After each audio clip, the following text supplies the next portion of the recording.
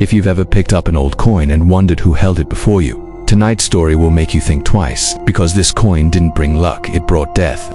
Let me take you back to the story of the coin that demands blood, a case whispered among collectors, historians, and the few who survived it. The Dias OVRY in 1998, a small-time antique hunter named Robert Hale arrived at an estate sale in rural Pennsylvania. Nothing unusual: old clocks, dusty books, cracked furniture. But then he noticed a small wooden box, locked with a rusted clasp. The box wasn't on sale. It sat under a table half covered with a cloth, as if someone had forgotten it there. Robert asked about it. The seller, an elderly woman, froze. Then she said quietly, "Take it if you want. Just don't open it here." Robert bought it for $1. Inside, wrapped in brittle newspaper, he found a blackened silver coin, thicker than any normal currency, carved with symbols that looked almost alive. Around the edges, there were faint stains, red stains. The coin's first OWNR tracing back through the estate records, Robert discovered something chilling. The coin originally belonged to a man named Edwin Morick, a well-known treasure collector in the 1950s. He acquired it on an expedition to the Middle East from local villagers who called it the coin that eats life. According to their legend, the coin came from a forgotten kingdom that believed silver held spiritual power. Each king had a single ceremonial coin infused with blood to bind loyalty, and this particular coin belonged to a king who was overthrown and executed. His final curse was simple: "Whoever holds my coin will feed it what my enemies fed me, blood." The strange events peachy on at first. Robert laughed off the stories. But then, the incidents began. The night he brought the coin home, his cat hissed and refused to enter the room. The next morning he found a thin cut across his palm, as if something sharp had sliced him while he slept. And the coin had a fresh smear of red on its edge. Robert checked his security cameras. He had them installed because he bought and sold antiques. On the footage, at exactly 3:13 a.m., the box on the table shook slightly, just a tremor. But the lid had opened on its own. The collector's WARNAG worried. Robert contacted a known rare artifact expert, Dr. Miriam Stokes. As soon as she saw a photo of the coin, she asked, "Has it drawn blood yet?" Robert went cold. He hadn't told her about the cut.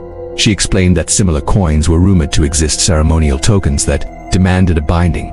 If they didn't receive a drop of blood from their new owner, they took more, violently. She warned him to get rid of it immediately, not sell it, not give it away, destroy it. The attempt to destroy Iterbot first tried burning it. No effect. He tried filing it down.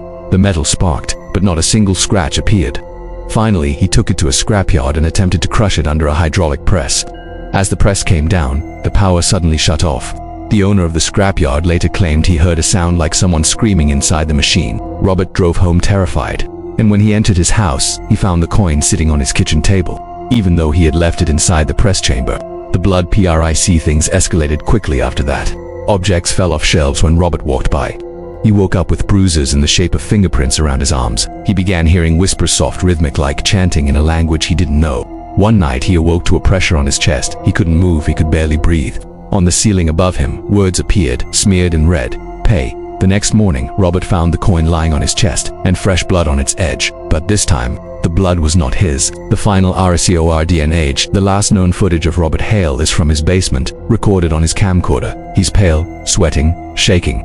On the table in front of him, the coin sits upright, not lying flat like it's standing on its edge. Robert says, "It wants something from me. It's not enough. It wants more." He keeps looking over his shoulder, as if someone is standing there, but no one is visible. Suddenly, the camera shakes violently and falls to the floor. In the final seconds, there's a metallic ringing and Robert screaming, "No, no, stop." Then silence. Police found the camera. They found the room torn apart, but Robert, he was never found. Only one thing was left in the center of the room, the coin, and it was shiny again, as if freshly cleaned. Where is the coin now?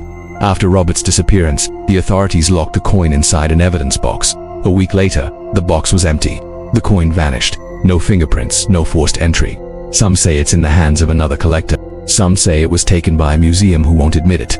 Others believe it simply moves on its own, to its next owner. And if you ever come across a heavy silver coin with strange markings and a faint reddish tint, be careful. Because the legends say, the coin does not choose the wealthy, it chooses the wounded. And once it chooses you, it won't leave without blood.